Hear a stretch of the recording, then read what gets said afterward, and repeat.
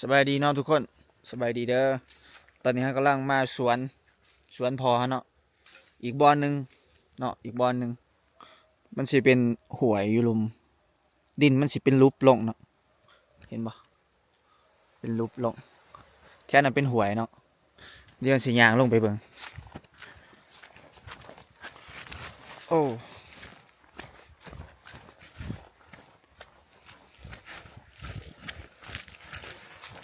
ถ้าเฮาเฮ็ดเป็นโฮมสเตย์นี่ทุกคนคิดว่าจังไดนี่คิดว่ามีคนอยากมาเที่ยวอยู่บ่เนาะถ้าเฮาเฮ็ดเป็นโฮมสเตย์เป็นแคมปิ้งเป็นโฮมสเตย์ที่แอดเวนเจอร์เนาะสายแอดเวนเจอร์สายลุยอยากมาพักผ่อนท่ามกลางบรรยากาศธรรมศาสตร์เงียบสงบเงียบแท้เนาะแล้วก็บ่ไกลจากบ้านประชาชนเนาะ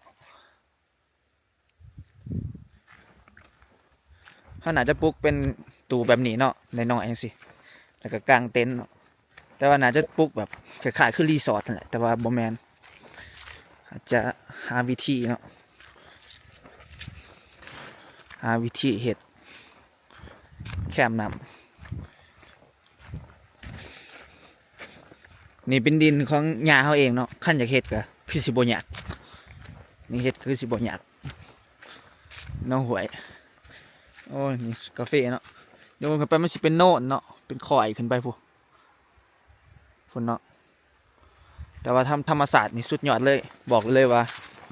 คักแห้งเนาะอยู่นี่คักแห้งธรรมศาสตร์โอ้เฮาตื่นเต้นเฮาก็อยู่กับมันแต่หน่อยเนาะแต่ว่าคิดบ่ออกแต่ว่าเฮาเคยลงกันกับแฟนเฮาแบบเขามีดินแบบว่าดินแคมหัวเฮ็ดอีหยังจังซี่นะคือสิคักคือที่เฮามาเบิ่งสวนมื้อนี้เนาะเฮาคือเพาะเลยแนวหวยก็ลึกลับจักหน่อยเนาะหวยเนาะน้ำไหลเนาะ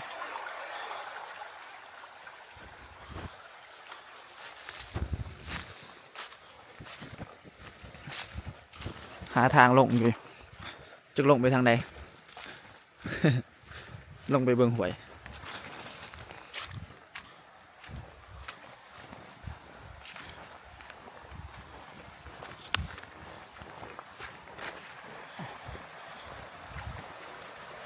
เนาะเห็นหนังไปทุกคนเนาะหวยนะ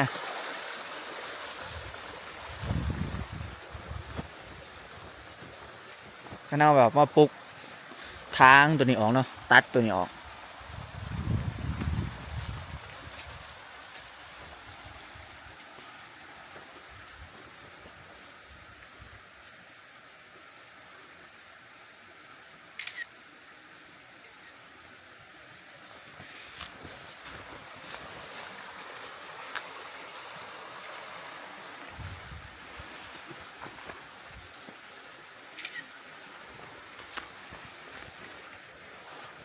เนาะเขามีไอเดียเนาะ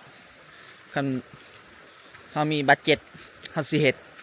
คอยสิเฮ็ดไผอยากความสนับสนุนน้ำข่อยบอกได้คอยสิเฮ็ดโอ้แต่ว่ารุ่นเบิ่งเนาะว่าสิมีแขกมาบ่อยากมาบ่ไผอยากมาบ่หนึ่งเขาก็ต้องโปรโมทเนาะโปรโมทให้เป็นที่รู้จักเนาะเฮาบ้านนอกเฮาชนบทเฮาเหมาะแก่การขายความเป็นธรรมศาสตร์เฮาต้องเฮ็ดให้มันเป็นธรรมศาสตร์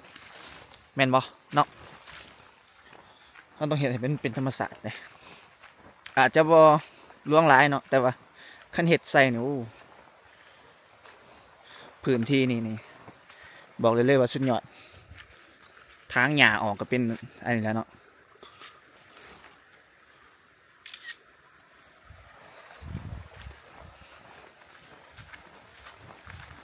โอ้ปลูกกาแฟก็น่าจะบ่งามปานใดเนาะแถวนั้นมันเป็นดินข่อยกันเฮ็ดแหล่งท่องเที่ยวนี่ Amazing Jingle Bell บอกเลยว่าสุดยอดคักแห้งเลยเนาะ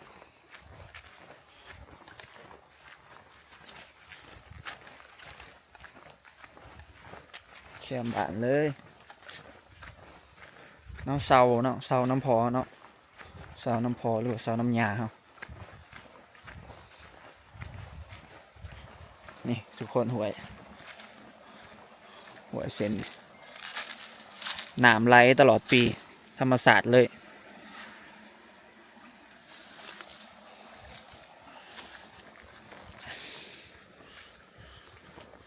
เนาะใครอยากเห็ดใครอยากส่งเงินใหม่เขาเห็ดลงทุนน้ำกันเนาะบอกอะไรเด้อมาลงทุนน้ำกันเนาะได้พี่น้องเราลงทุนเนาะจัก$5,000อาจจะพอเห็ดงบหน่อยไปก่อนเนาะงบหน่อยคือ5,000เนาะใครสนใจเนาะบอกแน่เนาะใครแบบมีเงินเย็นอยากเห็ดเฮาอยากเห็ดแต่ว่าเงินทุนเขายังบ่ทันมีหลายแต่ว่าอยากเห็ด5,000เขาคิดว่าน่าจะพอน่าจะเกิดเนาะไปเบิ่งคลิปนี่สนใจอินบ็อกมาหาได้เนาะหาปอมได้ปอมลุยเลยได้เนาะขึ้นปุ๊บเฮ็ดปั๊บเบิ่งผลมันเนาะสิเป็นยังไงไอเดียนั่นนี่เฮามีแต่ว่ายังขาดเงินแน่จังหน่อยน้อยนึงเนาะแต่ว่าถ้าบ่มีใครลงทุนเฮาก็สิลงทุนเองอีกประมาณ2 ปีเจอกัน 2-3 ปีเนาะเจอกันโอ้ยากขึ้นคอยเมื่อยอยากเฮ็ดได้เนาะแต่ว่าตอนนี้ยังไม่ทันพอยังเก็บเงินที่จะสร้างครอบครัวอยู่เก็บเงินสร้างครอบครัวแล้วปึ๊บกันเนาะจึงว่าเฮ็ดธุรกิจก็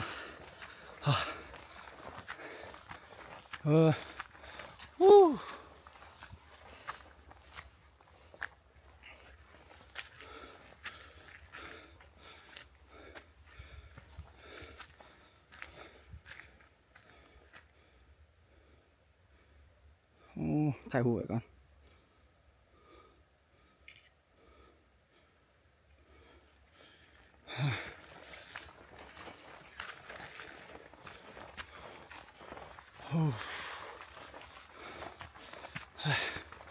ไปเนาะเดี๋ยวไปเบิ่งระบบน้ำหดสวนพาไปเบิ่งระบบน้ำหดสวนและอีกอย่างหนึ่งที่เขายังแบบบ่สามารถมาเฮ็ดได้เนาะตอนนี้คือเรายังเฮ็ดเวียกประจำอยู่เวียงอยู่เนาะยังเฮ็ดเฮ็ดนี่อยู่เวียงอยู่ขณะแบบอยากมาหาเงินอยู่บ้านเนาะถ้าอะไรมาเฮ็ดรีสอร์ทขณะกลับมาเฮ็ดเฮามาสิอยู่บ้านเลยบ่อยู่เวียงแหละสิอยู่บ้านเลยเนาะคันใดมาอยู่บ้านแล้วก็หาเงินอยู่บ้านได้ก็ว่าสบายแหละบ่ต้องมาดิ้นรนอยู่เวียงแหละเนาะอยากอยู่ได้อยากอยู่บ้านเนาะเฮ็ดหาอยู่บ้านแล้วก็ความภูมิใจก็คือถ้าเอาเฮ็ดได้เฮาสิได้พัฒนาบ้านเฮาให้มีความน่าสนใจหลายขึ้นเนาะมีแขกมายามบ้านเฮาเป็นแหล่งท่องเที่ยวนั่นคือความภาคภูมิใจเนาะแหล่งท่องเที่ยวธรรมชาติหลายอยู่บ้านเฮามีตาดมีน้ำตก waterfall เยอะ waterfall แต่ว่ามันยังบ่ทันโด่งดังเนาะให้คนมาเที่ยวหลายเลยหนทางเข้าบ้านเฮาก็ยากเนาะมันยากแต่ว่ามันน่าสนใจได้เฮาว่ายากอยู่แต่มันท้าทายดีสำหรับสายเที่ยวสายลุยมันก็เหมาะกับจังซั่นอีกเนาะโอ้ยอยากเฮ็ดเด้มีเงินเหลือๆก่อนเนาะพร้อมเสียทุกอย่างที่อยากเฮ็ดมีไฟพาไปเบิ่งระบบน้ำต่อไปนี่เป็นระบบน้ำทดลองเนาะเป็นทดลองเยอะหน่อยน้ำกระดูดมาแต่หวยแต่พุ่นผู้เขาย่างมาแต่พุ่นเนาะเมื่อกี้หมดแล้วเหรออ๋อ24 ชั่วโมงเลยว่าเจ๊นะ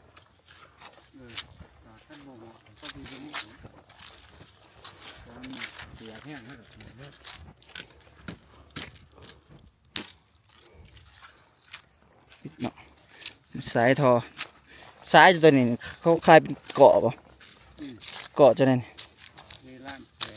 จักแมตร100 เมตร1,800,000ถืออยู่1,18,000เนาะ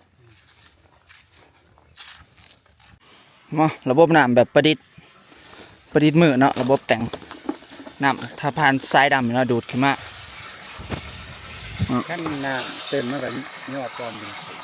แล้วก็เสียดให้สวิกทำงาน เออ โอ้ขนาดเต็มอ้อ ขั้นน้ำมันลด โอ้เดี๋ยวมันสิย้อนลง ปลอมเลย โอ้เป็นระบบอันตัวทวงเนาะขั้นว่าน้ำเต็มปุ๊บตัวนี้มันก็สิลอยโตวแล้วก็น้ำสปริงเกอร์ก็สิทำงานสนเนาะ ไอ้ตัวนี้โฟมถึงว่าเดียวไว้ โอ้สวิกตัวนี้ ขั้นน้ำเต็มแล้วมันก็สีด้านหมอดเอง โอ้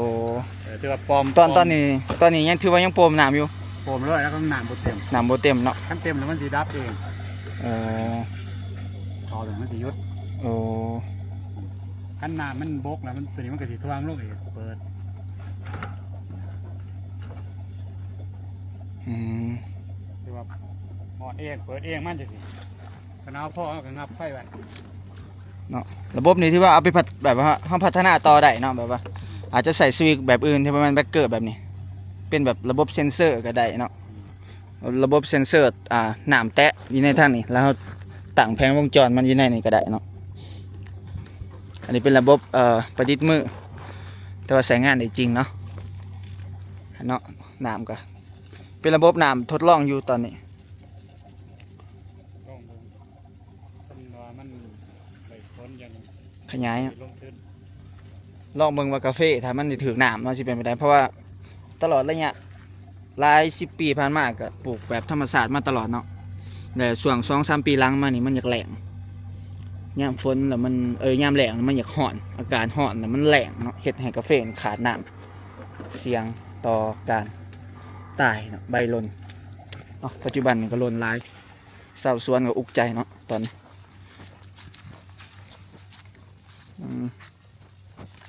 เดี๋ยวพาไปเบิ่งไกลๆเนาะระบบน้ำ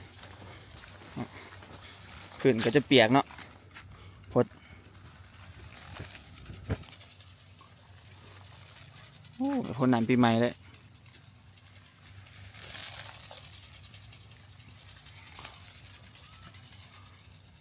ว้าขั้นใดจังสีนี่ทัวสวนเนาะทัวทุกตอนหนามพดแบบนี้แต่ทุกตอนท่านเพราะว่าก็สิงามด้วยเนาะโอเคแล้วทุกคนเลยเบิ่งตะเวนตกดินเบิ่งตะเวนตกดินซะโอ้ยังบ่ทันตกยังอยู่สูงอยู่เนาะจะให้ถามให้เบิ่งวิวตะเวนตกดินก่อนจึงปิดคลิปเนาะ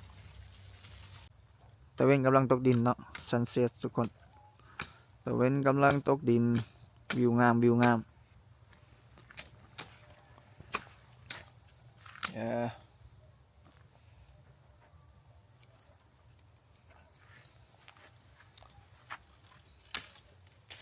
ความสุขเนาะมาบ้านบ๊ายบายทุกคนคลิปนี้เบิดกันสำเร็จแล้วเนาะพามาเบิ่งอีกสวนอีกตอนหนึ่งสวนของพ่อเขาเนาะพามาเบิ่งคลิปหน้าเจอกันอีกบ๊ายบาย